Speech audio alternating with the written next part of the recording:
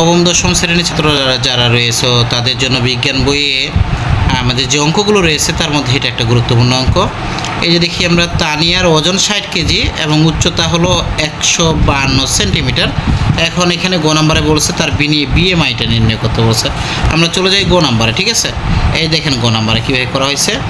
তানিয়ার ওজন হলো 60 কেজি আর উচ্চতা হচ্ছে 152 সেন্টিমিটার। মনে রাখতে হবে তোমাদেরকে সবাইকে ধীরে সুস্থে, যে সেন্টিমিটার কিন্তু এখানে হবে না, সেন্টিমিটারটাকে মিটারে প্রকাশ করতে হবে। তাহলে 1.52 মিটার কেমনে হলো স্যার? এই 152 সেন্টিমিটারটাকে আপনি 100 দিয়ে ভাগ করবেন, কারণ 100 সেন্টিমিটারে 1 মিটার। তাহলে 152টাকে আপনি কাকে দিয়ে ভাগ করতেছেন? 100 দিয়ে ভাগ করলে আপনার আসবে 1.52 মিটার। বাস, এবারে চলে যাই আমরা বিএমআই। বাংলায় লেখো বা ইংরেজিতে লেখো, কোনো সমস্যা নেই। সূত্র হলো দেহের ওজন কেজি আর দেহের উচ্চতা হলো মিটার স্কোয়ার, অর্থাৎ দেহের উচ্চতা ব্র্যাকেট দিয়ে আমরা স্কোয়ার দেবো। তো ওজন তো আমরা পেয়ে গেছি 60 কেজি আর উচ্চতাও পেয়ে গেছি 1.52। তো যাই হোক, এখানে তার উপরে স্কোয়ারটা দিছি। এখন আমরা ক্যালকুলেটারে এটার যদি স্কোয়ারটা বাইর করি, মানে 1.52 দিয়ে 1.52কে গুণ করি, তাহলে আসবে এটা, তাই না? আরও আসতে পারে, দশমিকের উপরে 2টা বা 4টা সংখ্যা নিলে আর নেওয়ার প্রয়োজন হয় না। এবার কাজ করব, 60টাকে তুলবো, তারপর এটা তুলবো। 60 দিয়ে এটাকে ভাগ করে দিলেই আমাদের চলে আসবে এটা। তো আমি বললাম যে দশমিকের পরে তো আরও আসতে পারে, আমরা 2টা নিতে পারি, যে 96টাকে করে দিলাম শুধু 97, এক বাড়িয়ে দিলাম আর কি। তাহলে আর দশমিকের পরে এতগুলো সংখ্যা নেওয়ার দরকার নেই, পাশে লিখে দিতে হবে প্রায়।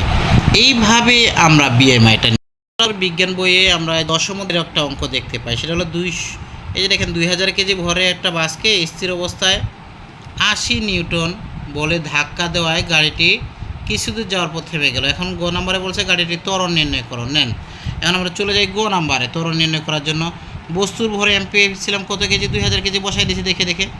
আর বল কত পেয়েছিলাম? 80। তো বলের 80 নিউটন, কারণ আমরা জানি ভরের একক কেজি আর বলের একক হলো নিউটন, এই জন্য এন দেওয়া হয়। ত্বরণ সমান কত? তো আমরা তো যে একটা সূত্র জানি, এফ সমান কী বলেন? M A. যদি এখানে এম এবং এর মান দেওয়া থাকতো তাহলে এখানে বল নির্ণয় করে ফেলতাম ডাইরেক্ট, কিন্তু আমাদের মান বাইর করতে বলছে কিসের স্যার? এর মান।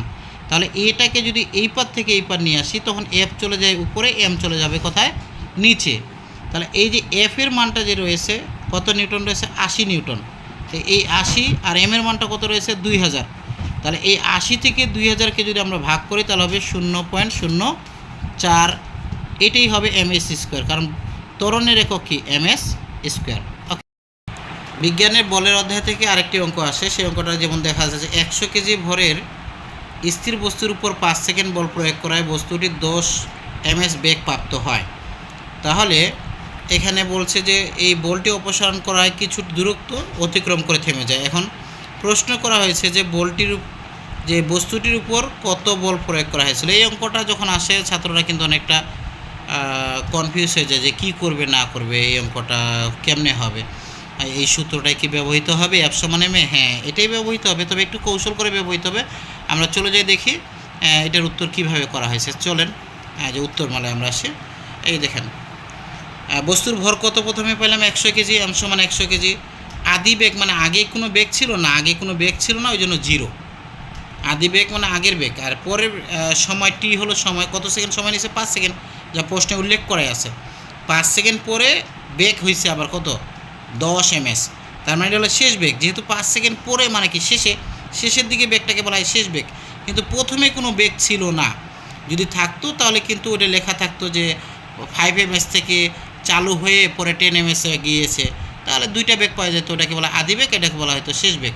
তো সুতরাং এখানে আদি বেগ নাই বলে 0, আর শেষ বেগ আছে যেটা 10 ms এটা ধরা হয়েছে। তাহলে আমরা বাইর করতে হবে বল সমান কত। তো আমরা তো একটা সূত্র জানি, বলের এফ সমান এম এ। তাহলে এই যে এম এর মান তো পেয়ে গেছি, এর মান তো এখানে পাই নাই, তখন আমরা এর মান কোথা থেকে বসাবো? ওই জন্য এর একটা সূত্র আছে, জানেন আপনারা? এর সূত্রটা হলো কি? v-u/t।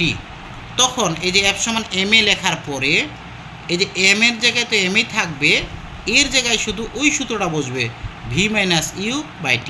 এখন আমাদের কাজটা কী হবে? এম এর মানও বসাইলাম, ভিরও মানও বসাইলাম, ইউর মানও বসাইলাম, তারপর টির মান বসাইলাম। এখন ক্যালকুলেশন করব। এই যে 110 থেকে 0 বাদ দিলে 10ই হয়, এই গুণ করে 5 দিয়ে ভাগ করলে হবে 200 n, কারণ বলের একক হলো নিউটন। এই 200 n, এটাই হলো উত্তর। তাহলে বস্তুটির উপর 200 n বল প্রয়োগ করা হয়েছিল। অধ্যায় 11 অধ্যায়, সেটাতে এই বিদ্যুতের অঙ্কটা আসে, এখান থেকে বের করতে বলে ব্যয়িত শক্তি। হ্যাঁ, তো আমরা এই ব্যয়িত শক্তিটা কীভাবে বের করব দেখি, চলেন। তো এই চিত্রের দিকে লক্ষ্য রাখেন, আপনারা চিত্রের দিকে লক্ষ্য রাখেন যে চিত্রতে কি লেখা আছে 60 ওয়াট, তারপর এখানে লেখা আছে 90 ওয়াট, পরের চিত্রতে আবার 60 ওয়াট, 90 ওয়াট, 40 ওয়াট। আসলে লক্ষ্য করলে আপনারা একটু ভালো করে যদি নিচের দিকে আসেন দেখেন, লক্ষ্য করে একটা বাতির ছবি দেওয়া আছে এখানে, তার মানে একটা বাতির ওয়াট 40 ওয়াট। আর এখানে দেখেন ফ্যানের ছবি দেওয়া আছে, ছোট্ট করে দেখেন ফ্যানের মতো ছবি দেওয়া আছে, তাহলে ফ্যানের 90 ওয়াট। আর এইখানে আবার একটা বাতির ছবি দেওয়া আছে, তাহলে এটা 60 ওয়াট। তো যাই হোক, চিত্র কিন্তু দুইটা, একটা এ চিত্র, একটা বি চিত্র। আমাদের কি বলছে, বি যন্ত্রগুলো গড়ে 4 ঘন্টা যদি বি বর্তনীতে, এই বর্তনীতে যদি 4 ঘন্টা দৈনিক চালায় তাহলে নভেম্বর মাসে বিদ্যুৎ বিল কত আসবে। চলে যাই আমরা, এত কাপাকাপি করার দরকার কি, চলে আসি আমরা এই গো নাম্বারে। হ্যাঁ, তো এখানে গো নাম্বারে যেটা দেখতে পাচ্ছি সেটা হচ্ছে, দেখো আমরা আগে মোট ক্ষমতাটা নির্ণয় করব। ক্ষমতাটা বলতে কি, ওই যে বিতে কতটুকু ক্ষমতা রয়েছে, এই যে 60 ওয়াটের একটা বাল্ব ছিল, তারপর 90 ওয়াটের ফ্যান ছিল, 40 ওয়াটের একটা বাতি ছিল, টোটালি কত ওয়াট হলো, তাহলে 190 ওয়াট। অর্থাৎ বির মধ্যে আমরা একটু চিত্রটার দিকে আসি, এই যে বির মধ্যে, এই যে এটার মধ্যে কতগুলো ওয়াট আছে, 60 ওয়াট, 90 ওয়াট আর 40 ওয়াট। এই যে এটা যেহেতু বাইর করতে বলছে, এই 3টে ওয়াটকে আমরা এখানে যোগ করে দিয়েছি, 60 ওয়াট, 90 ওয়াট, 40 ওয়াট সমান হচ্ছে 190 ওয়াট।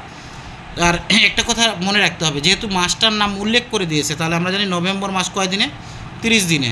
যদি ফেব্রুয়ারি মাস বলে তাহলে কিন্তু 28 দিনে বা 29 দিনে হবে। হ্যাঁ, তো এরকম আর কি, মাসের নাম উল্লেখ থাকলে দিনটার দিকে লক্ষ্য রাখতে হবে।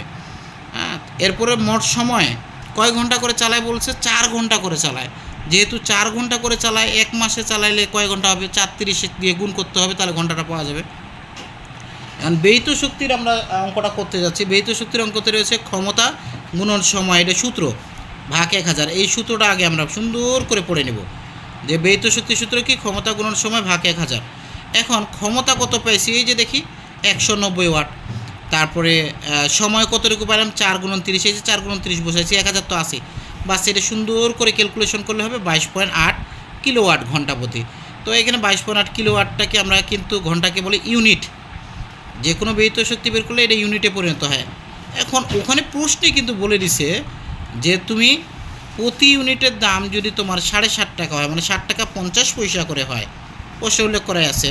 দেখাই দিই তোমাদের প্রশ্নে উল্লেখ আছে কিনা, আসেন একটু প্রশ্নের দিকে। এই যে দেখেন, প্রতি ইউনিট বিদ্যুতের দাম 7 টাকা 50 পয়সা, নিশ্চয়ই দেখতে পাইছেন। আবার নিচে আসি তাহলে। তো এখন 7 টাকা 50 পয়সা, হ্যাঁ, এবং এখানে 22.8 যেটা রয়েছে, এটা কোথা থেকে পেয়েছি আমরা, এই যে ইউনিট।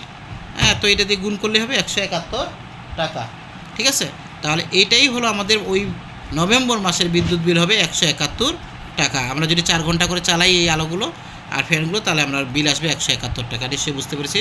সকলকে ধন্যবাদ। এই অঙ্কগুলো করলেই তোমাদের পরীক্ষায় একটা ভালো ফলাফল করতে পারবা। অঙ্কগুলো